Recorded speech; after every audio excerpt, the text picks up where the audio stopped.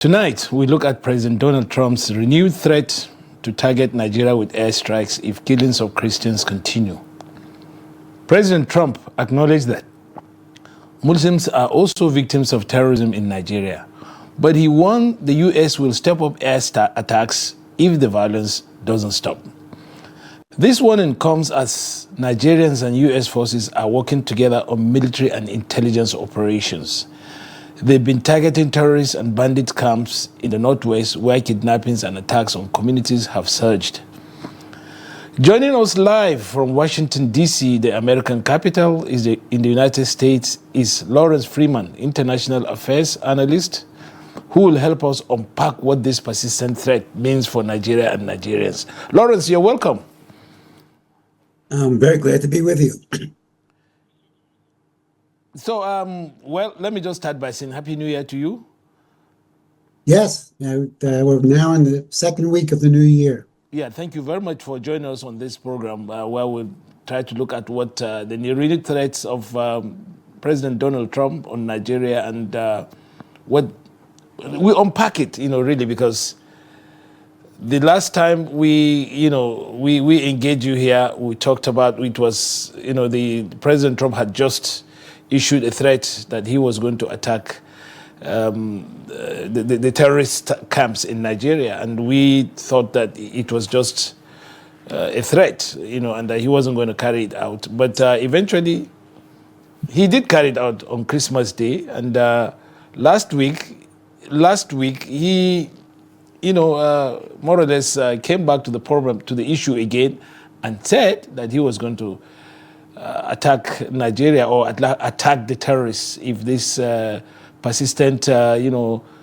killings of Nigerians, Christians, and Muslims continues. So, what really is all about? What is this all about? Does Trump really will he attack Nigeria, or is he just making a threat? Thank you very much. No, he's not just making a threat. But the first thing to understand is that President Trump, like many presidents, but him in particular, he has no understanding of Nigeria or Africa. So he doesn't understand any of the complexities of the security situation in Nigeria. And that he's unconcerned, really, in my view, about the future of Nigeria. This is primarily a domestic issue. He says we have to save our great white Christians, or in the case of Nigeria, Nigerian Christians around the world.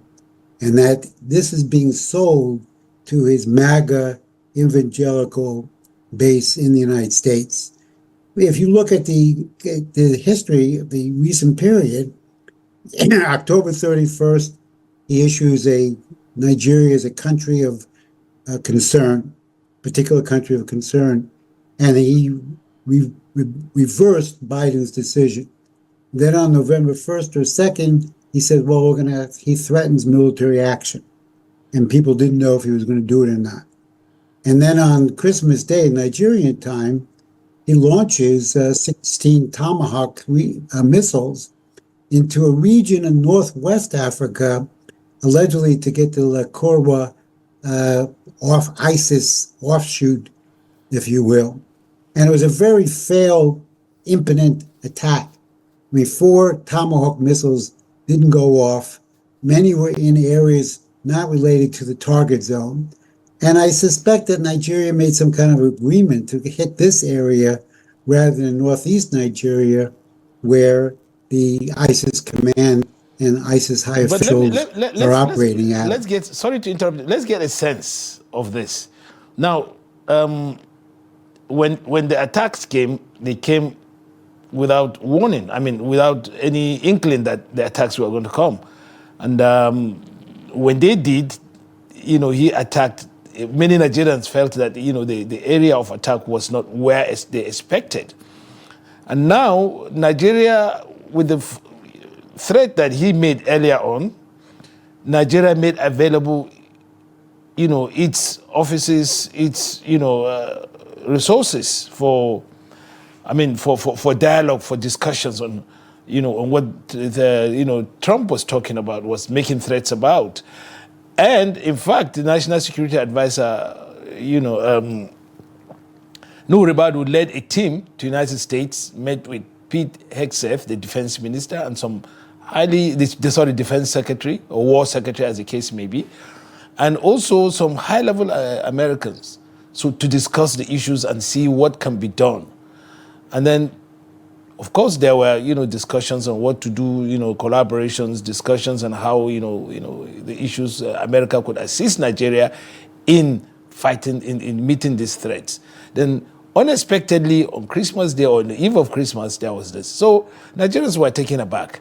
Now, last week, President Trump has made this renewed threat, and significantly he admitted that yes, Muslims were also being killed, but he insisted he was going to launch attacks on Nigeria, despite the fact that Nigeria has made its intention to discuss with him and to find out. So why is he trying to do this again when Nigeria has agreed to be to discuss with him and discuss with his authority, with his officials on the issue that is at stake now?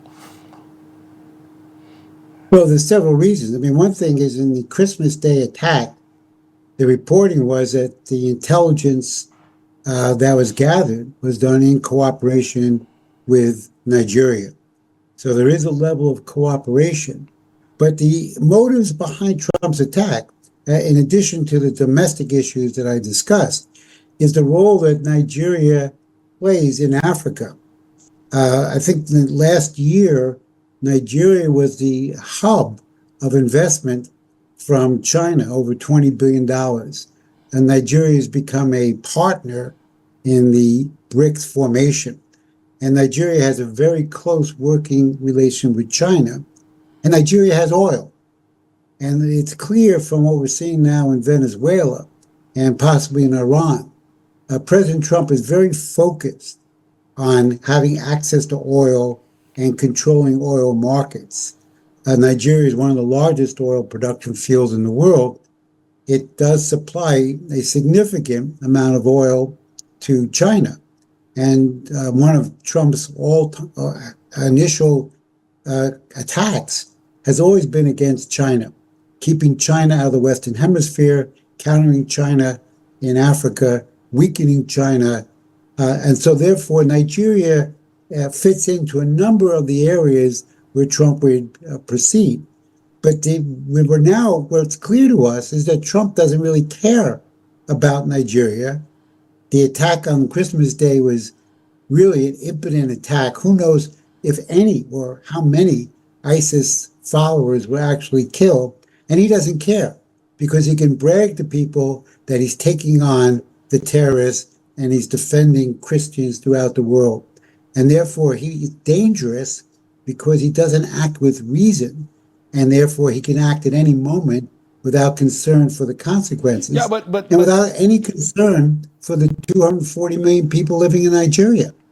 But if the interests of President Trump is based mainly on oil, the oil resources that Nigeria has, why can't he sit down to a discussion with Nigerian officials on this and what should be done? After all, we've had a lot of, there are so many American companies, oil companies, exploration companies, Chevrons of this world, ExxonMobil, Wilbros, and a lot of them are in Nigeria. So why is it difficult for him to sit down and talk with Nigerian officials on how, the Americans can, get into this, or at least extend what they already have on ground, rather than threats to bomb Nigeria over what we believe and everybody believes is actually, a smokescreen?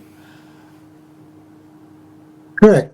Although one of the things that Trump likes to do is create leverage for himself. So he threatens countries, he takes military actions, even though this military action on Christmas Day was relatively benign at best. It didn't accomplish anything, but he showed people he's willing to, and then he'll try to get Nigerians and other countries to kowtow to him and agree to his terms. So we're not dealing with a policy that's actually in the interest of Nigeria, and we're not dealing with a policy that's in the interest of the United States. Because if we were thinking clearly, what's in the interest of the United States? Developing Nigeria, eliminating poverty in Nigeria, providing jobs in Nigeria. That's how you eliminate terrorism. None of those are the concerns of President Trump. He wants to control the situation. He wants to counter China, and he wants to tell his base back here in the United States, I'm taking on the anti-Christians in the world, just like he's doing in South Africa. And you have to realize he has not an interest in developing the people of Nigeria, and he knows nothing about Nigeria. So, but then this brings us to this now. People like you, friends of Nigeria like you, and there are many of them in America, and the oil lobby, where you have oil majors like Chevron, Mobil, and quite a lot of them, in fact, very many of them, and the agricultural lobby in America, because there's a lot of agricultural assistance back and forth between Nigeria and America. Why can't you guys get together and say, look, Mr. Trump, the way you're going about this thing is not how it should be done. We want you to sit down and talk with Nigerians because our interests too are involved, and we need to be able to have a meaningful discussion with Nigerians. After all, the Nigerians have offered everything you've asked for. They've sent their officials here for a discussion. Rather than talk the language of threats and bombs, why can't you sit down and have a discussion with Nigeria? After all, Nigeria is not unfriendly to America. Nigeria is friendly to America, and we are not enemies in the way other people are to America. So why can't that happen? Rather than just the language of threats and bombs. After all, Nigeria does not. Nigerians love America, and people like you should be able to talk to Trump and say, look, hey, man, let's sit down to a talk with the Nigerians and let's see how we can advance our interests and advance the interests of Nigerians without having to, bomb them. After all, Nigeria has opened has signified its intention to talk to Trump. Yes, Nigeria's been a long time friend of the United States since independence in 1960.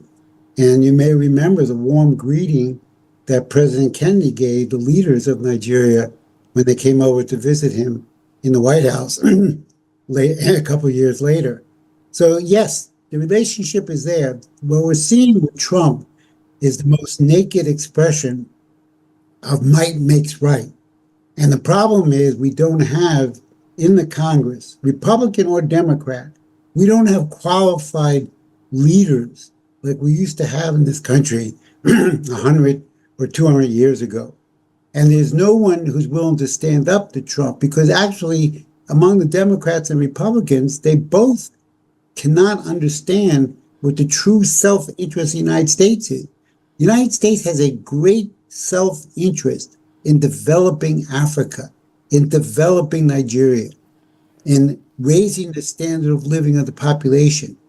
And our politicians are too stupid to realize what the potential is. So even though they may object to Trump's tactics, the Democrats have no view of how to develop Africa. The Congress has no view and no concern. The concern for development is gone. And so therefore the question is manipulation, threats, military action, might makes right. These are the methods that are being used. Now Trump is doing it more than anyone else, but there hasn't been a good policy for a long time towards Africa and towards Nigeria. And my view are not listened to or respected by enough people. Because what Nigeria needs is electricity. That's the most single important thing that Nigeria needs to develop its country. Because if you have people with jobs, making money, raising families, you're going to reduce or dry out the swamp of where desperate people join terrorist activity. And I don't think this last bombing attack on Christmas Day was even serious. I think it was a show to try to threaten and keep people guessing as to when he may make his next attack. But the interview he had on January 9th with the New York Times, where he threatened Nigeria again, This shows a serious physical, mental problem and a serious problem in his whole outlook towards the rest of the world. So, well, this brings us to the issue. Now, Nigeria is a country, of course, in need of vast development aid. And some of the issues that have helped to give rise to this terrorism and all these, insecurity in the country, as you rightly, observed, has to do with, infrastructural development, energy issues and all that, which America can help. Because Yes. we believe that, a lot of people believe that that's the way to go. That if America can sit down to a meaningful discussion with Nigerians, with the Nigerian officials, something would come out of that. But the language of threats, the language of we're going to strike you, we're going to bomb you, we're going to, bomb, this and that, it's not helpful. Don't you think so? And that people like you should actually, make it clear to him that this is what Nigeria is not a threat to us. Nigerians have, in fact, on the contrary, Nigerians have been quite, helpful in some of the areas that America needs, and Nigerians are there, helping to make America what it is. In various sections of American life, you find Nigerians there. So why is it difficult for the friends of Nigeria like you to be able to convince Trump and say, look, we can get more out of Nigeria than what you are trying to do, and let's go this way. What's the problem really? Why is it difficult? Maybe if the Nigerian government promotes my ideas and arranges my ability to have more influence in Washington, that would help. The difference between me and everybody else, including the Democrats, is I believe in the development of human beings. And I believe that to develop the creativity of human beings, we must have material, physical standard of living, a rising physical standard of living. And therefore, I see the interest of Nigeria's 240 million people, and Africa's soon to be 2.5 billion people. This, to me, is a positive development for mankind, because these are more human beings who can make more interventions and more creativity. So I look at development as the most important single human right: the right to electricity, the right to a job, the right to housing, the right to education. These are the life and death issues which civilization stands on. Now, the question of development, the way I understand it, is not discussed in Washington. And all of our political leaders are grossly insufficient going back many years, because they don't understand this crucial question of development of human beings and how to work with nations. Trump talks about the Monroe Doctrine, which was written in 1823 by John Quincy Adams when he was Secretary of State before he became president. The doctrine was to keep the British imperialists out of the Western Hemisphere so these countries could develop with the United States, not suppress them, not bomb them, but develop them. And the idea of development is gone. And therefore, what Trump says is, I will make money, we will stop China, and I will appeal to my MAGA base of fighting the fight to protect Christians. And none of these conceptions of his are correct, and none of them are being challenged by anyone else. We have a bunch of cowards. We have impotent cowards right now in the U.S., and they won't even represent the positive views that the United States stands for and will be celebrating this year on its 250th anniversary. No one understands the principles of the United States the way I do. And this is the real problem the United States is facing. It's not a Nigerian problem. Nigeria has a serious security problem. Since I've been traveling to Nigeria for over 30 years, it's had a problem in security. But what the United States is doing now will not help. This is a United States problem, but we are not thinking anymore like Americans. So let's compare and contrast what the Chinese are doing in Africa and in Nigeria and what the Americans are doing. On the one hand, the Chinese are quietly, engaging Nigerian governments, in trying to, attend to development issues, road and infrastructure, a lot of things. And they're doing it quietly without any threats, any bombing. While on the other hand, the Americans who have been here, who have quite more in terms of relationship with Nigeria, with all kinds of, very massive projects and massive, then they are not, the Americans under Trump are thinking about the gunboat diplomacy or the bomb your country diplomacy, while the Chinese are going about in a quiet way, achieving more. Why can't the Americans say, look, hey, you know what? Let's sit down. After all, we've had a lot of meaningful development over the years. So this is the way to go. Instead of saying, bombing us. Don't you think Americans should also go that way? And people like you should also be able to carry that message to them. You have to realize, Western culture has declined. We have been dumbed down since the death of John F. Kennedy over 60 years ago. So we don't think the way Kennedy used to think, or Franklin Roosevelt used to think, or Abraham Lincoln, or John Quincy Adams. We don't think that way anymore. Our values and our vision of the world has seriously shrunk. China, on the other hand, if you look at their commitment to development, which began in 1949, they have a different view. They want to have economic growth.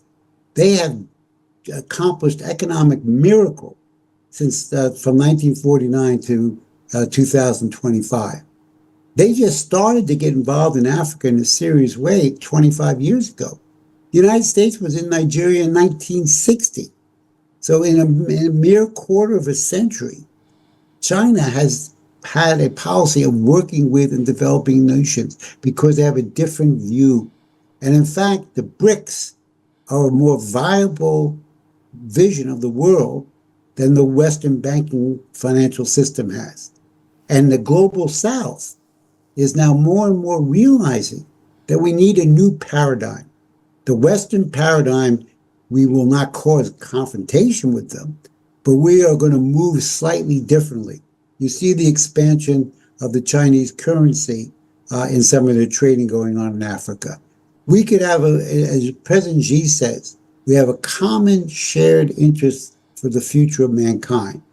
The Western model, the rules-based order, the zero-sum game mentality, the might makes right. These are the old British methods of ruling, and they're no longer viable. So what Nigeria and other countries have to do is to look towards other allies, expand the BRICS, expand their leadership in the global South, and realize that the United States is unpredictable and irrational, and therefore have to look for other alternatives to develop their country. But it would be in the self-interest of every single American for Nigerians to have a higher standard of living, for Nigeria to have a larger manufacturing sector, for Nigeria to have high-speed rail connecting the country and all of Africa.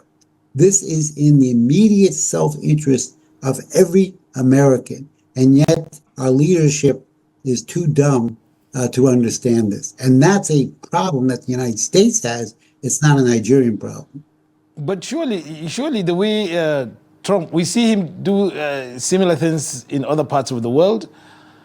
He was in Venezuela, where recently, in fact, where he's, American forces intervened and, snatched the president and his wife. And virtually now, Venezuela is at loggerheads with America. And he's making threats against Iran. He's also, hijacked, American forces have hijacked Russian flagged ships in international waters. And this is scaring the whole of the world. And then, of course, the most recent threat of taking over Greenland, which has had the Europeans now in arms. I mean, to meet that threat. Now, if an American president or America that emerged as the leader of the world after the Second World War is behaving in this manner, what can countries like Nigeria, do, or what do you think countries like Nigeria will feel about this? And America is no longer benign. It's America is malign. So really, how can we now break this and ensure that, look, we get back to the days of discussion and dialogue and development issues, not bombings and threats of bombings? Well, the other thing that when you were discussing that comes to mind is we're actually moving in a dangerous situation. Don't forget, one of the oil tankers that was seized in the Northeast Atlantic Ocean was a Russian flag tanker. And we've seen now a continued war against Putin now for several years. And he now has used a hypersonic missile to deliver a payload in Ukraine. Now, that's a direct response to the threats against Russia. And the United States now, if it keeps promoting anti-Chinese policies, and plus I think we sold $11 billion in arms to Taiwan, we're looking at a real threat of expanded war, which could lead to nuclear war, but expanded war beyond these isolated attacks that Trump is making. So we're in a more dangerous world than we were several years ago. As to what Nigeria can do, is Nigeria has to see its future in the future of mankind. How does Nigeria, the largest populated country in the continent, with rich mineral resources and very fertile land, I know from experience, how does Nigeria play a more prominent role in leading? We have the BRICS, which has 9 or 10 members.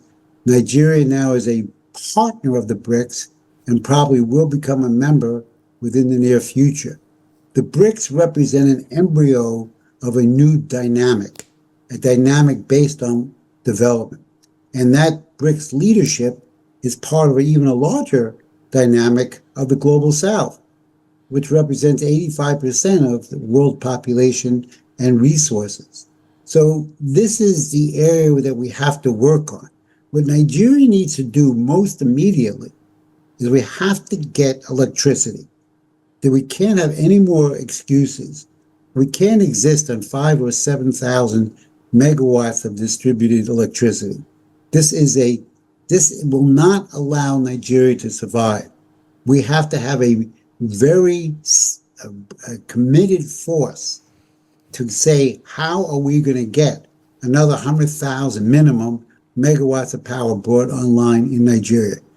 Because as your population expands to over 400 million in the next generation, if we don't have electricity, if we don't have jobs, then you're going to have a bigger problem. So Nigeria has to work with its allies around the world and for a moment realize the United States is not going to help and pursue what are important national goals that are part of an international development program.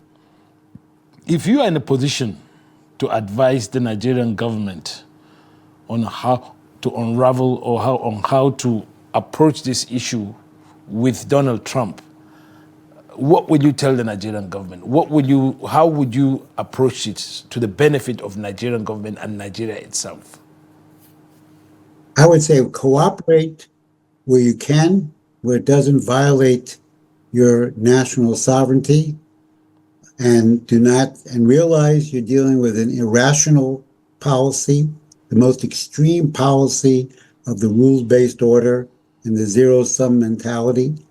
So be careful, negotiate where possible, but put your interest in your economic growth somewhere else. The United States is not going to be a reliable economic growth partner. They just want to make money. And if that serves the purpose of Nigeria, fine. But Nigeria has to realize you're in a period right now where you have a irrational leader of the West who is actually isolating the United States. The United States is not stronger. The United States is weaker now because of what we did in Nigeria. We're weaker in Africa for kicking South Africa out of the group of 20. We're weaker in the Western Hemisphere for militarily seizing the president of another country in Venezuela. This is not strength, this is weakness. And so you have to seize the moment of the collapse of the West, of the system driven by the United States, and look towards a more viable program.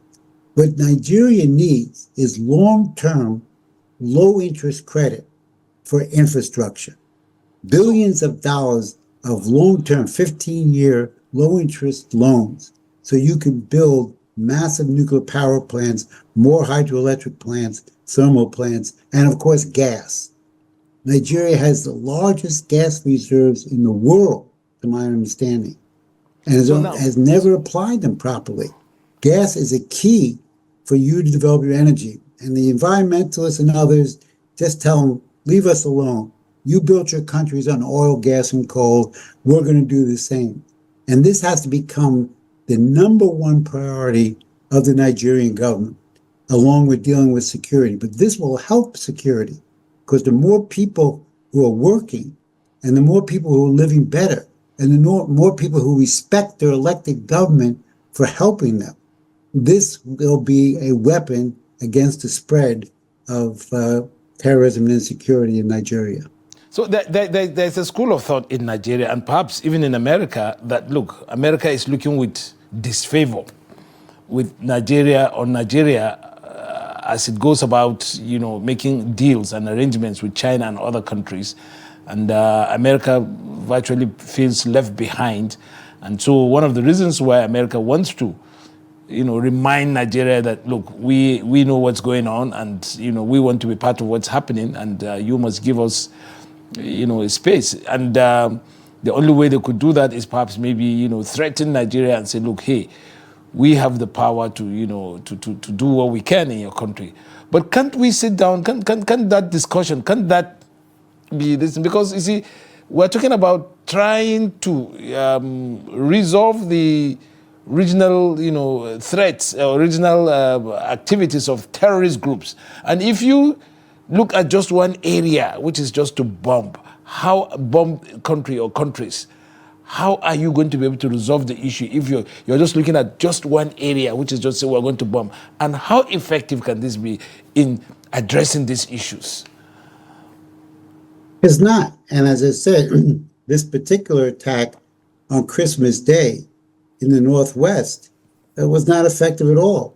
I mean, it was a failed attack. If 25% of your munitions don't even go off and they go to all the wrong areas, and it's not even a strategic area of ISIS, this is failure. This is military and political impotence by the part of the War Department of the United States and Trump. So then this is not going to work.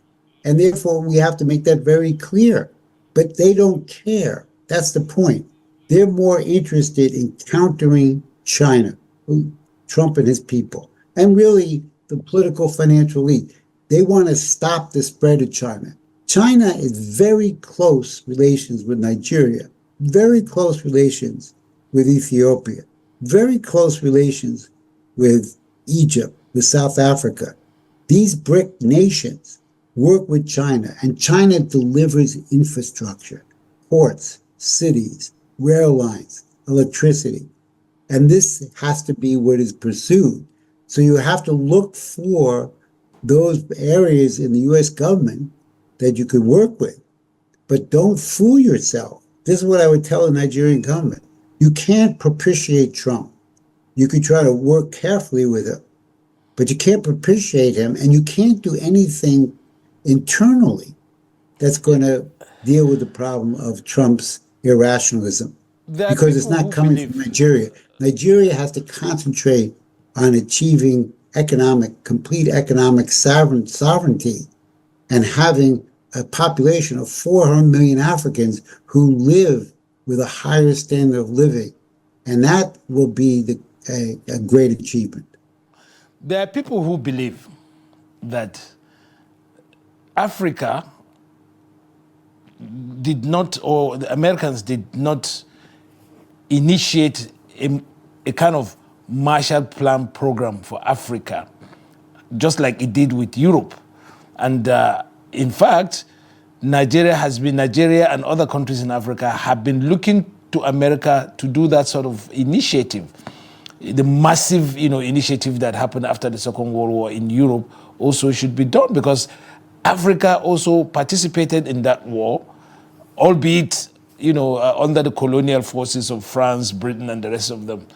And that now that Africa is in dire straits with all kinds of issues like this is the time that instead of guns and bullets, what Africa needs is for US to say, look, hey, okay, let's sit down and talk. Let's see how we can also do something. We may not have the resources like we used to have during the Cold War years, but at least let us sit down and talk. Let us talk about bread and butter instead of guns and bombs.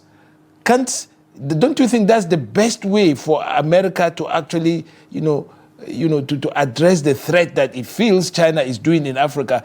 Match the Chinese, what the Chinese are doing in Africa, development for development. So at the end of after all, America benefited from Africa in terms of the slaves that were taken from here, and there is that has not been acknowledged or paid back one way or the other. Don't you think instead of bombing Africa, threatening countries like South Africa, Nigeria, and the rest of them, this is what the United States actually needs to do for Africa, so that we can at least begin to appreciate what Americans as friends rather than as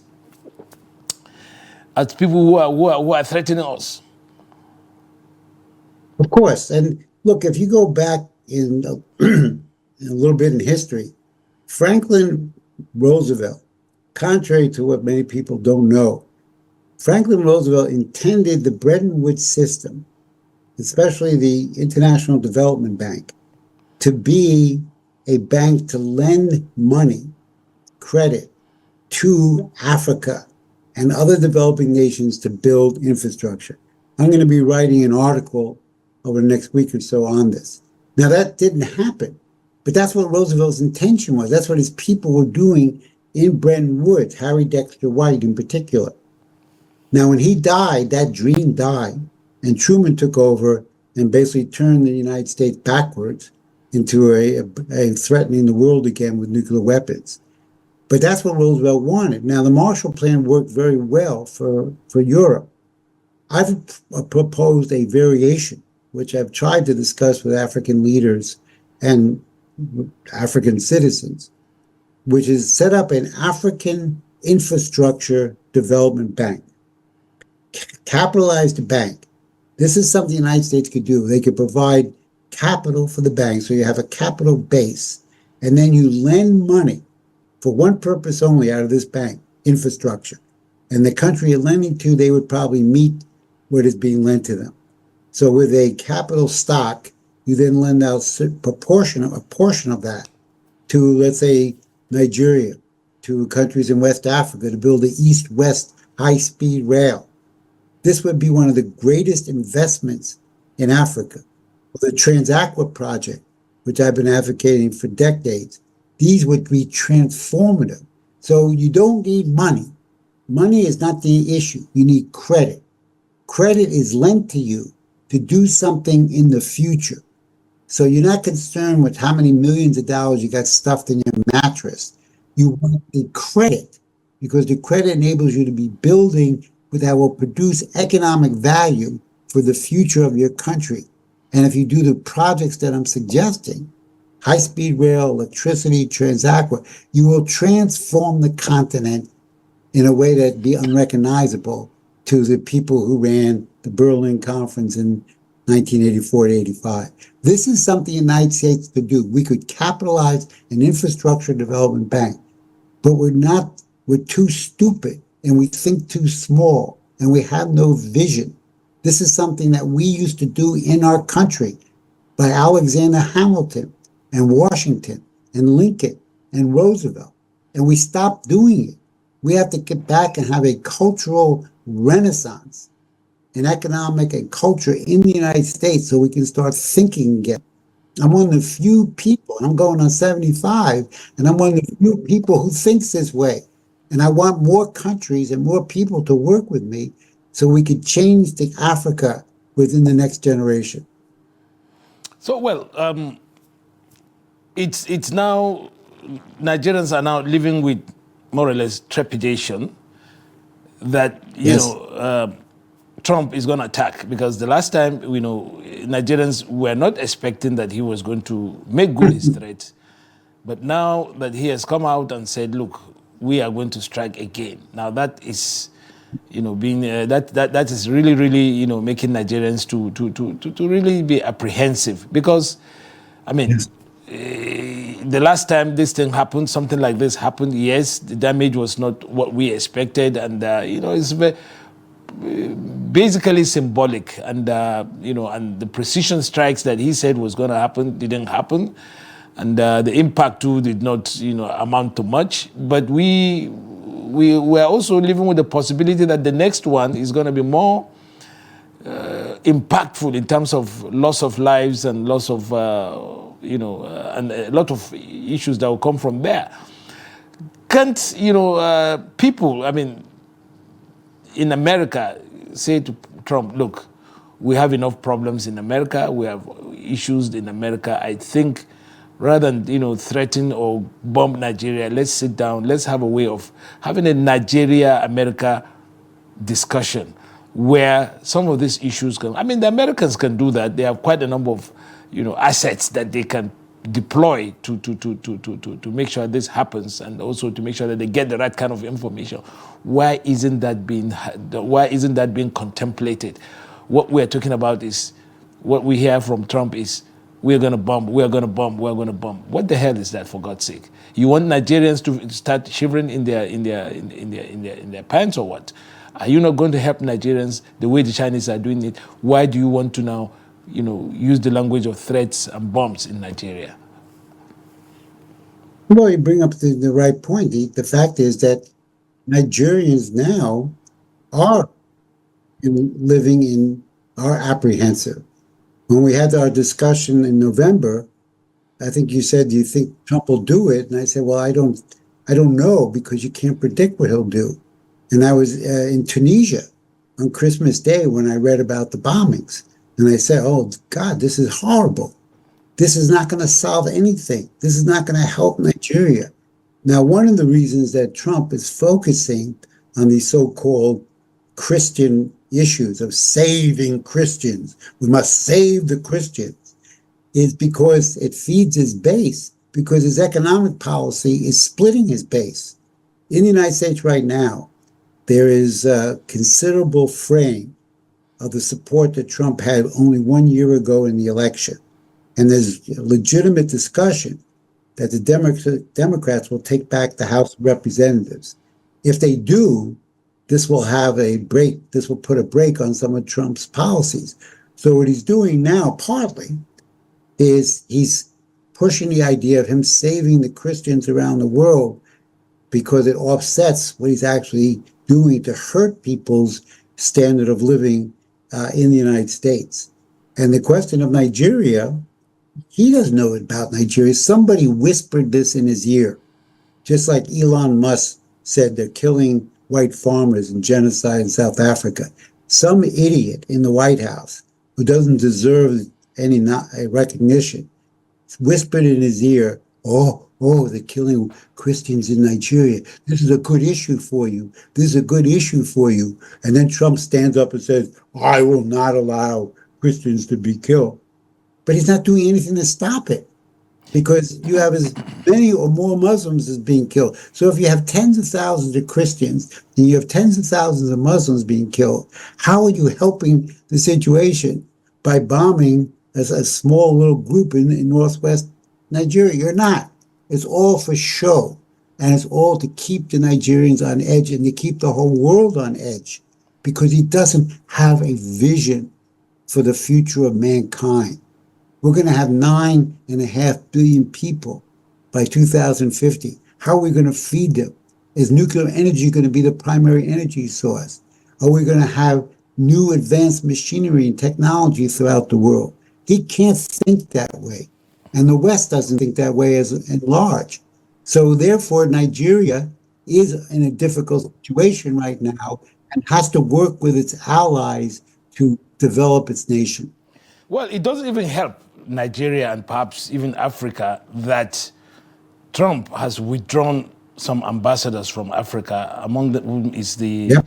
American ambassador Richard Mills, who I'm told has been doing quite a lot of, constructive things on the ground with Nigeria, in Nigeria, and that the withdrawal of, American ambassadors from very key countries, and then the continuing hostile, posture against African countries, it's incongruous. I mean, people find it very, very, very, very strange that, rather than sitting down and arranging all these discussions, we're having this. So now that America is saying it's trying to, I mean, Trump has said he's going to renew his, bombing of Nigeria. Has it been informed that some of the bombing he's going to do in Nigeria will even, exacerbate the Christian-Muslim relationships, especially where you have people who are of the same background, living in the same area, and then when you bomb, it's going to bring up issues regarding, renewed fights among Christians and Muslims in Nigeria. Is he not aware that this is one of the issues that is going to come up if he bombs Nigeria again? No, he's not aware of it, one. Two is he doesn't care, because he doesn't care about Africa, which will be the center of economic commerce in the world in 25 years, because it's going to have 2.5 billion people. He doesn't think clearly. He's actually suffering mental thinking problems in this second term in office. You have almost 30 ambassadors have been withdrawn, majority are African. You have almost 30 African nations where there's restrictions on immigration or visa applications. So he's basically telling the Africans, I don't care about you. So the Africans, now this is not a time to retreat, but you have to recognize the problem. Don't look for something or don't expect something to happen that's not going to happen. Under the current political regime, and the Democrats are not helpful at all in this, under the current U.S. political regime and the Western regime, there's not going to be any significant help for Africa. So the best thing to do is not to live in denial. Face the truth, face the reality, and look for other ways and other allies and other institutions where you can promote the self-interest of Africans along with the self-interest of other nations. The worst thing to do would be to live in denial and pretend this is not going to happen and think it's going to go away. It's not. So what do? You basically face reality and you look for alternatives. And that's why the idea of looking for allies to give credit for infrastructure projects will be a very significant development for Africa.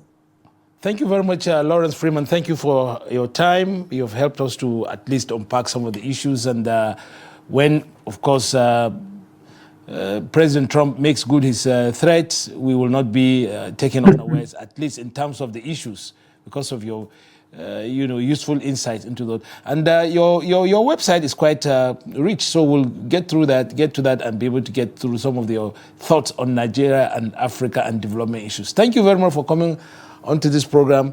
And viewers, we've been talking with Lawrence Freeman, international analyst and development experts on this program. Thank you very much for being with us. Thank you and God bless.